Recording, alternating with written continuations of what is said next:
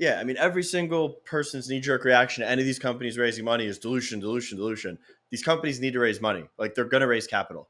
If you can't fundamentally understand that, then, I mean, I don't think you should be investing in the stock market. Hey, everyone. Welcome to the Trade to Black podcast. I'm your host, Shad Dales. Hope you all had a great week. We did. We're in the Windy City in Chicago. A lot of stuff that we want to recap. The sentiment at the Benzinga conference as I try to speak here in the latest podcast. But all in all, it was very positive. We're going to share some of those details as we welcome in the gents. Anthony Varrell, good to see you. Hope you had a good week. Good seeing you in Chicago. Good to see you as well. How's it going? I'm good. Ben, good to see you. Held the fort down. How was the week? Week was great. Very material news in the cannabis industry. And then, of course, Benzinga, a lot of news coming out of there. So great week. Yeah, it was. I know we had a couple live streams earlier this week, but when we were in Chicago, we kicked things off on the Wednesday morning, the first day of the podcast. And then bam, within like the first 2 hours of the conference, news out of Washington that SAFE passes the committee decisive with a 14-9 vote. That obviously created a lot of positive sentiment. I will say that I think the biggest narrative that we found at the conference all week long is people kept saying cautiously optimistic. But I will say that there wasn't one person we spoke with, Anthony, who thought that SAFE or rescheduling was not going to happen, which is very encouraging for the industry. Yeah, I mean, I think it's important to stay cautiously optimistic. And I mean, one thing we also heard from everybody is the political will of the establishment is behind this right now. Cannabis happens to be a popular topic. It's got bipartisan support. And I mean, the HHS recommendation just also telegraphs that the Biden administration is interested in rescheduling cannabis. I mean, it's positive all around. But SAFE, once SAFE came out of committee, now we have people are starting to come out of the woodwork. You've got a lot of organizations. I think Chuck came out and said he's basically going to run with it and try to get this vote done ASAP. But also now they want to add some stuff on the social equity front, and then posturing's happening. It's going to be an interesting next couple of weeks. What do you think, Ben, of the feedback? You obviously liked it, but what's, when you talk about some of the other things that Chuck wants to put in, does that start to confuse things at all? Yeah, I think no doubt it's going to add a wrinkle to the process. He came out this week or shortly thereafter, and although he promised to take this up pretty soon, he did say that he wants to add amendments like the HOPE Act, which expunges nonviolent cannabis offenses. So it remains to be seen whether, how many amendments he's going to try to put in there and whether it's palatable to all parties. I'm optimistic that even if we have some drop off, there's sort of unofficial count that maybe 70 senators are on board right now. So even it looks like there is some leeway for some drop off if some of these amendments aren't palatable to them. But I'm optimistic that we can get to 60 by the time the whole process is done, even with the social justice pork, if you want to call it, going to be added to the bill. Yeah. Good term of putting it. That's for sure. I mean, it's spot on. It's how the sausage is made. Isn't that the truth? I couldn't help but laugh and shook my head when I was on Twitter. Jason Wild commented on Governor Senator Raphael Warnock, who killed the vote before it happened. Tried to kill the vote, got slapped down. Right, tried to kill the vote. Did you guys see his response as to why he's questioning why we're even addressing this bill right now and the reasons why? Yeah, I mean, it's funny. He gets about $770,000 a year, I think, from Big Pharma in campaign contributions. So, I mean, you know where he's speaking from. He spoke from a completely uneducated point of view. He was basically throwing his constituents under the bus. I mean, there's a lot of cannabis businesses that are run by minorities that are in jeopardy because of because of the repercussions with not having safe banking laws. He just came up. It was good because he put his foot in his mouth. I mean, people have now seen him for what he is, and I think the voters will talk long term. But I mean, he was completely discredited right off the bat. 100%. I don't understand any of this too. I mean, these guys try to argue that it's a safe banking bill. It's going to benefit big companies and big MSOs and all that. But really, it's always been my position that it's going to affect the smaller guys more because they're the ones that don't have access to safe banking. They're the ones who don't have access to proper capital formation and business loans, right? Those are the Curaleafs of the world. They can raise and they have raised. Yeah. I mean, They did yesterday. Yeah. you know, they have banking. I mean, you can go there and use debit cards and all that. They may not have full credit card usage, but they have a wide array of services already. It's the small guy, it's the indie guy, social justice guy who can't, you know, get enough capital And to really form a that's why proper dispensary. you got torn apart. I mean, those were literally the people that the bill is going to impact greater than the large companies. And he's just, yeah, It's so out of it touch, was fun man. to Like, see. it's just so out of touch. It's It such a was, kid but doing it was great to, yeah, it was. I thought it was great. Like he killed his own argument, and he's backed by Big Pharma, which is I don't public believe record. for a second Big Pharma has anything to do with his narrative as to what he's saying. No, they don't. But I mean, at the same time, like it's easy to draw the corollary. I mean, it's there. It just goes to show how many people from Washington are, like you said, completely out to lunch, haven't paid any attention to this, uneducated, and they end up saying something that makes absolutely no sense. No, None. I mean, with all due respect, you look like a moron. I mean, it is what it is. Would love to get him on a podcast. Yeah, I don't think these guys even talk to regular people. I think they're influenced by their lobbyists and 100%. whatever. And then they talk to those people, and then they get their talking points, and then they come with uneducated points of view with there. I don't think Warnock is talking to the independent guy who has trouble getting $1 million to open up his own dispensary after he gets a social justice license or whatever. Like, I don't think it's a case of that. I think they're just ignorant. Yeah, I think half the comments from that clip, when Jason Wild commented on it, people were relating it to Big Pharma. But want to make it clear from what we've learned, speaking with Don Murphy a couple of times, Big Pharma does not even think about cannabis. It's not even on their radar. And they don't have any special interests to block anything related to cannabis. I think what it is just a complete unawareness from so many people from Washington that stereotype this industry, really. And I really do think that, if they took the time to actually review what the bill is about and how it'll benefit and speak to various people, we need to go to Washington. I think we're going to go to Washington next month. I think that's we should go knock on Mr. Warnock's door. Right? Well, we talked to Don Murphy this morning, and he's like, please come next month, stay for a couple of days. I can get you access to all kinds of stuff that goes on, like a Tuesday to Thursday. So I think it's worth a trip. It's frustrating when you hear stuff like that. That these are elected officials, but yet, they're like I've said before, they're playing checkers while the industry's playing chess. Yeah. You mentioned earlier this week, Ben, big dogs like Curaleaf can raise money, and that's exactly what they did. They announced a $16 million offering of subordinate voting shares perpetrated by as a requirement for TSX listing. Can you explain what this means? Yeah, they Boris Jordan, the executive chairman of Curaleaf, had signaled that the TSX requirements they must raise as part of their requirements to get a TSX listing, which they are, of course, are driving for. So this raise was in part to satisfy that request. I'm not 100% sure why that request is even needed. The company has, close to 600 million shares outstanding, but the TSX requires it. Their IR signaled that, Boris signaled that, and the good news here is that the raise was very small in proportion to their overall share structure. So it was nothing. $16 million, very, very small. Yeah, you had investors complaining about dilution. So this is not much dilution here at all, right? Yeah, every single person's knee-jerk reaction to any of these companies raising money is dilution. These companies need to raise money. Like they're going to raise capital. If you can't fundamentally understand that, then I don't think you should be investing in the stock market. It's fine. It's the nature of the business. Yeah. But I would say if Curaleaf, took advantage of this, and we knew it was going to be a small dilution just to satisfy this requirement, if they took advantage and raised like 75 million, okay, maybe that raises a little bit of, that's excessive a little bit because they raised more than they would have had to satisfy this requirement. But at $16 million, it was a very low raise, probably indicative as they only raised what they had to, and because they didn't want a dilutive event happening. I think it was 2.5 million shares. Why would a TSX require something like that? You guys know? I don't know the regulations around that. I would have to assume it has something to do with capital requirements. Also, some kind of list, some kind of raise concurrent with the listing of shares. With the Canadian play with Terracin on the TSX, I understand that. How does Curaleaf able to do something like that, being an American company solely?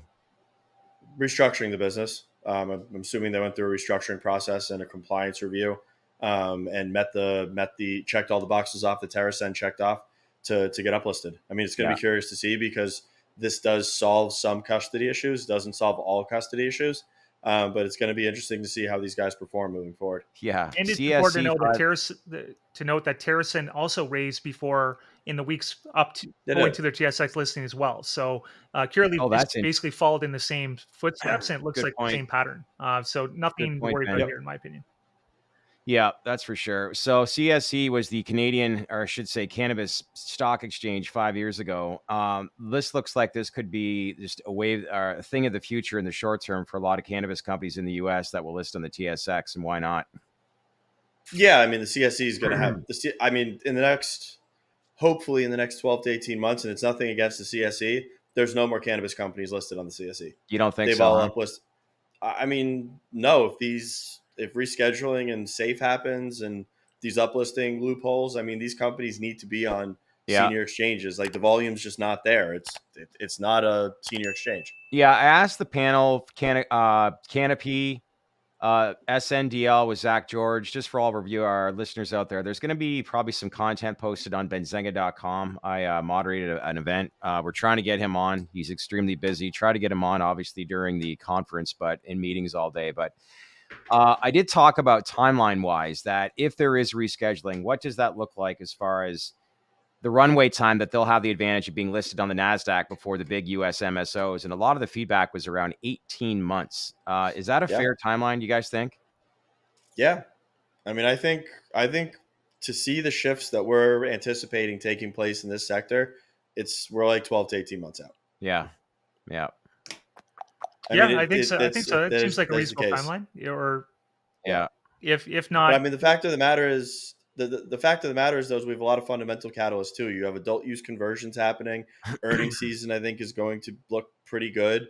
Like, there are more catalysts to this sector than just the reform coming on the horizon. If the fundamentals keep improving, if growth comes back in, and that starts to carry the sector, and then the regulatory shifts happen, then everything is going to start looking very nice very quickly. Yeah. I saw you ran into David Klein from Canopy. You were in the hallway speaking to him, but he was talking about just the Canopy USA for full focus once they enter into the US. But maybe you want to Yeah. elaborate on some of the conversations that you had with him. Yeah, I mean, they're in the space. I mean, Juan is a formidable edibles brand in the States. Jetty is a formidable brand in the States. They have acreage. I mean, they also have an interest in TerraSend. I mean, they have interest in the United States. They can't obviously consolidate the numbers and bring everything up into one right now, but that's going to be solved on a go-forward basis. Yeah. All in all, though, busy couple of days, that's for sure.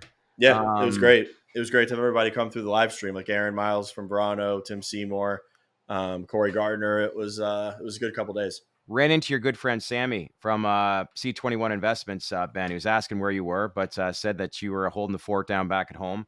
But really enlightened me. He really understands ETF language, and he was kind of showing me what the daily volume is amongst all these stocks. 2/3 of the volume every single day is MSOs. And for investors out there that think of, for example, if MSO stays around $8-9, there's no way a company like GTI is ever going to be $25. More or less, everything starts and ends with MSOs, is what the narrative was, which I'm sure you would be full agreement with what he was sharing. yeah, I totally am, and I also think that he's right about about the industry not being able to move forward, like the individual components, unless MSOs moves forward, and which in itself we talked about how the rally had been retail driven, small fund driven, and that it was probably likely to stall out, and that's kind of exactly what happened Yeah, that's what it after did. we gapped up to about 10 on open on the previous Thursday, and and we've sort of seen a continuation of that selling on weakness. The money needs more rotation of new money in there, institutional money in there, and 100%. once the descheduling is the key that can unlock that. And once we do that, then the move that happened over the past month since the end of August will just be a footnote. It will be just a tremor of what can happen and what can occur once institutions can start coming in. That's where the real money is. Yeah, that was the word, is this industry just so people understand at home, we had a run up, but right now we need new money in. We need new investors, Oh, yeah. plain and simple. And that's why things are going to probably trade sideways until we have that next catalyst announcement. And that next catalyst announcement, obviously, it's going to be very important to watch what we see earnings report. I don't know if that's going to make or break. I think people are already anticipating not much change. However, it's what comes after that, right? Yeah, earnings doesn't move the needle, in my opinion. Never has. Hasn't in probably going on 8 quarters. And I think consumers still under pressure. Wholesale cannabis pricing is at an all-time low. So you're still seeing margin compression. So I don't mean to be the wet blanket. I love the sector. I think it's a great opportunity.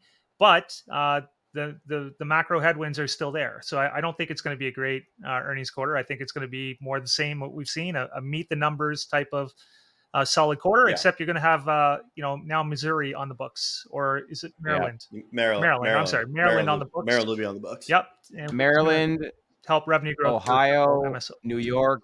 Spoke to Bo Whitney from Whitney Economics, and he says there's basically 3 markets, tiered markets, so to speak. There's the mature markets, and then he outlined what those growing markets are right now, which is Ohio, Maryland, New York. There was one more he had mentioned, I forget. Probably Pennsylvania or Florida.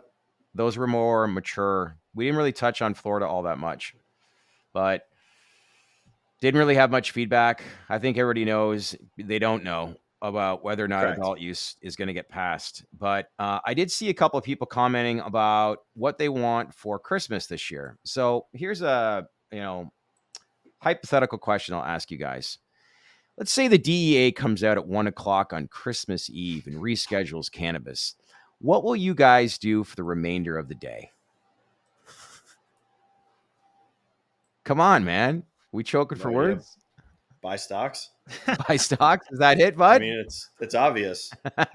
Markets are open till 1 on Christmas Eve, aren't they?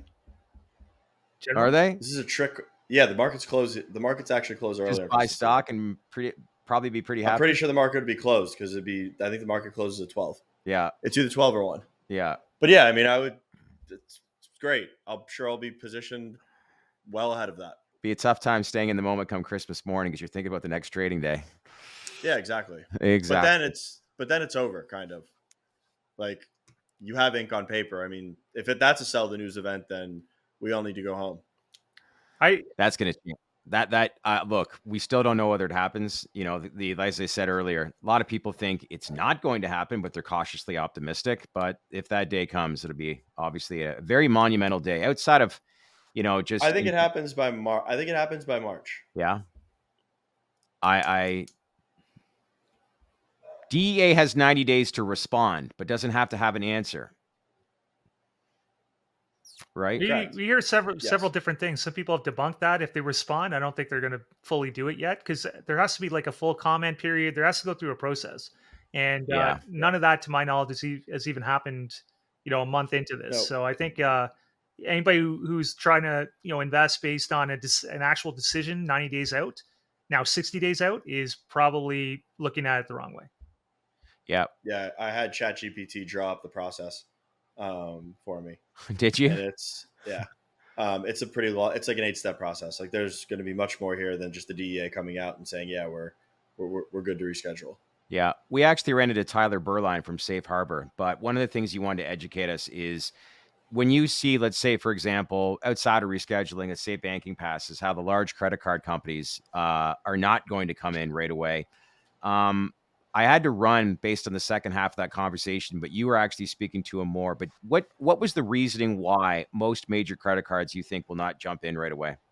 Because there's going to have to be a precedent set and a relaxing of the AML laws. Once there's a relaxing of the AML laws and they can settle and actually engage with companies that are in the business of cannabis, they'll all come in. Yeah. Why not? Yeah. It's not a high risk. It's not a high risk industry. I mean, there's not a lot of people that are returning cannabis. So, I mean, I see them all coming in once everything is set and the framework is there. Yeah. All right, gents. A lot of uncertainty. A lot of uncertainty. I know. But one step at a time as we try to figure out everything. But there's a lot of questions. Go ahead, Ben. Let me add this. I found this to be an interesting note too. I don't know if I 100% agree with this, but this would be like an anecdote that maybe the administration is looking at closer to the election to get everything done. or at least to. That's why I said. That's why I said March. Yeah, March exactly, is when they're going to have to exactly, start campaigning. that's why I tend to agree with that. It was Representative Blumenthal on cannabis, and I'm quoting when he said, "When we started, it was controversial legalizing cannabis. Yeah. Now it Yeah. determines national elections." Now, again, I Yeah. don't necessarily agree with that. I think I that's don't agree. hyperbole. I don't agree with that at all. However, It's a it stretch. just yeah. However, it's just like a mentality of what maybe some in the administration are thinking. Maybe they can get this bump. Maybe it's it is a bigger issue than we think, and maybe it will affect the vote somehow. Anthony, you're shaking your head. I don't agree with them at all. I don't think that this is going to No, I think determine the election. there's some truth there, though. There is some truth. There's some truth, yes, but if you The think that reason I cannabis is say going to that is determine the next because, election, you're crazy. Ben, what was one of the main reasons why Justin Trudeau got elected in 2015? I A don't know. little bit of Was different, it one of the main different reasons? politics in the states. That, He Chad, talked you about bring it. up a good point. You bring up a good point. That I is actually what. don't know whether that was a primary reason. No, Shad's correct. I think That was a big a lot, reason. but that was a big platform that Trudeau ran on. I don't A think U.S. president is not going to run on that platform. You think Joe Biden's going to run on cannabis? Joe Biden's not going to run on that, but I think for the Democratic Party to gain some, I think, vote of confidence, especially with younger generation, younger voters, this is probably going to have a impact. I think for sure it will. But well, you spoke to a retired senator. Is he retired now? Cory Gardner from Retired Colorado. Senator Cory Gardner. Yeah. From Colorado. I was in the middle of the panel, but what was the conversation questions that you were asking him pertaining to? Was it about the vote and anything else? It was a lot about the process, what it looks like, what hurdles can potentially get in place, just kind of going over the semantics and like the formalities of the processes that are going on and a lot of the misconceptions that are out there. It was a great conversation. I mean, I think we're going to drop that, Monday of next week? Tomorrow. Tomorrow. Okay. Then yes. I mean, it was good. Tomorrow's Monday. We're recording this a little bit earlier in the week. We could we showed our cards. Yeah. We can either edit that out or just let it roll. No, we're letting it roll, baby. Yeah. But no, he's good. It was a great conversation. Yeah. And I mean, he is cautiously optimistic. This is a process, and it's going to have to be. It's a political process, which doesn't always go smooth. So I mean, he was just setting expectations and mimicking the cautious optimism. Yeah. Okay. Actually, but he thought that he did think there was no way that it doesn't get done. Pretty much. Okay. One question from me over here is I'm curious to know how did Rob Seacrest from Polaris Capital Group think about this, because he's probably the most level-headed voice of reason in this whole industry. So was he bullish on safe banking and or rescheduling? Yeah. Yep. Yep. Rob mimicked the senator's sentiment. Same thing. Cautious optimism. This is a process that we're going to have to go through. This is a political process that we're going to have to go through. But this time, the political will really is behind it. And I mean, there's no doubt that this actually gets done. Ben, we got to get you to MJ Biz, because we probably could have hashtag "Where's Ben?" We had so many people ask, "Where you are, buddy?" We got to get you to Vegas. Yeah, I'd love to go there. Hey, it's good that people are asking about me. Thank you all out there who did that. And to all our viewers, we had a lot of people that came up to us and said, thank you for, doing what you're doing. And honestly, we wouldn't be here without all of you here. And I appreciate all the feedback and the comments that you guys every single time. So we're here for you. We're trying to get obviously on the biggest names in the space to teach you lots of information that we're hearing and give you access to what we have access to. So keep the comments coming, because we love the dialogue. Before I let you guys go, I want to switch to psychedelics. Numinous, before we took off to Chicago, announced an at the market program with Stiefel for $10 million. I know the stock has bled out a little bit this week. There are, I guess, some concerns, as you guys have said in the past, with at the market. However, this is a company that actually controls this $10 million. But why do you think, like I guess he said he needs the money, but why do you think, and I'll start with you, Ben, they needed to do this or make this announcement now? I don't know. Everything is a speculation, and I do hold a position, just so everybody knows up front. I believe we all do. So, take that in consideration. But I think from my experience, whenever a company announces an ATM program, it's because they want to have the optionality to raise more money if and when that becomes, palatable.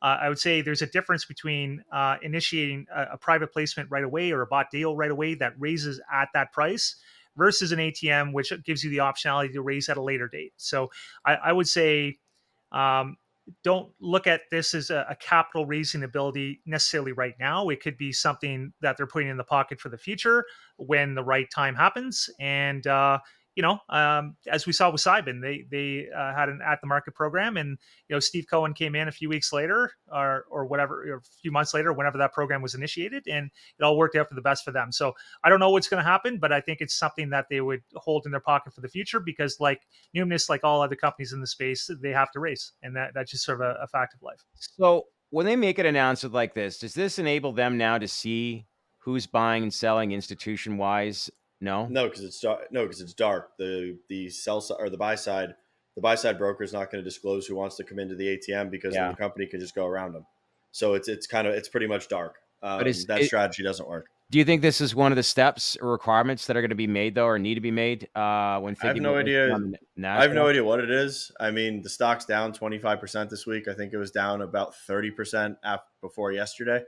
The market's not receiving it well. I mean, Peyton said that he was funded up until commercialization, and then puts out this. So, I mean, as a knee-jerk response, yeah, the stock is selling off.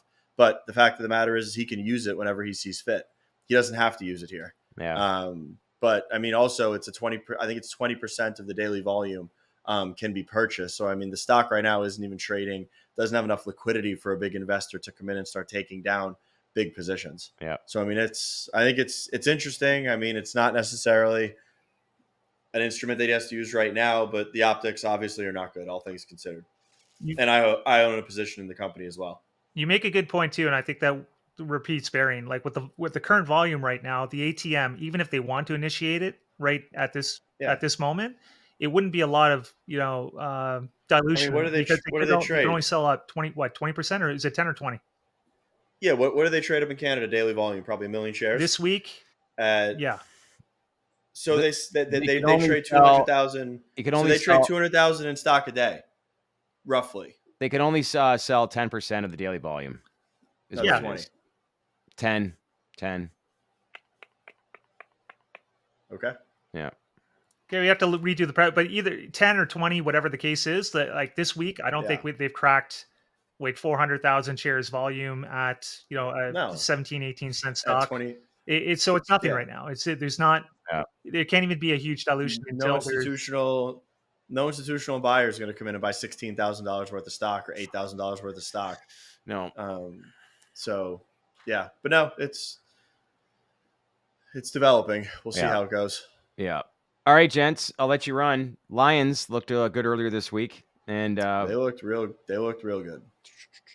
new 3-1. king of the NFC North. Bye-bye, Aaron Rodgers. Jordan Love, as much as he looks like he's got some promise, he's definitely got a Jahmyr Gibbs is looking like a I don't know.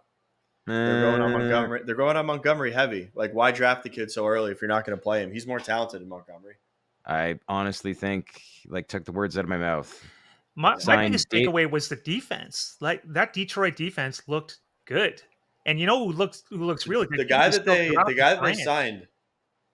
Yeah, the guy they signed from the Eagles, though, the cornerback, whatever his name, it's like Gardner Johnson. He's gone for the season. Yeah. Is he on IR for the whole year, or is this 4 games? Actually, no, I don't think he's gone for the season. He had a torn pec muscle, and yesterday. Against Atlanta, or no, it was against Seattle. Oh, that sucks because he started the season. He was great. They had a loaded, not loaded, but when they went out and basically restructured their secondary, there's a couple starters that were on the bench that have actually come in, and they're decent. And the one kid who I think, calling it now, I think he's going to be a Hall of Famer, Brian Branch. The guy's he is unbelievable.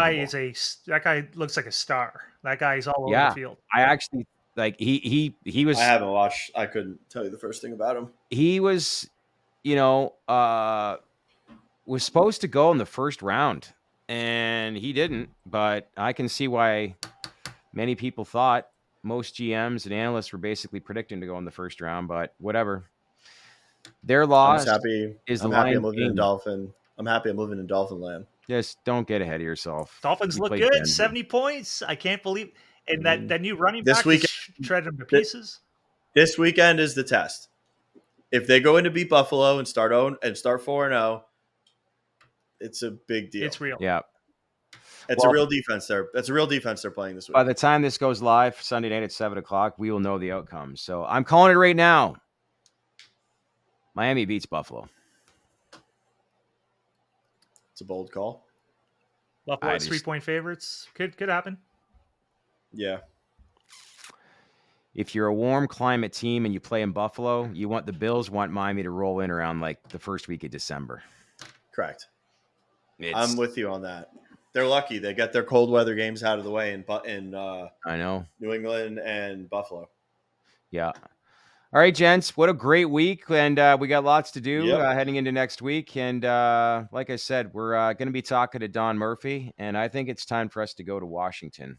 I think that would be cool just to see what his daily schedule looks like, and really put a face to the name. We've heard from him so much, and we'd like to see what this guy looks like and see what he does on a day-to-day basis. But anyway, I hope you enjoyed this, and we'll check back in with you guys early next week.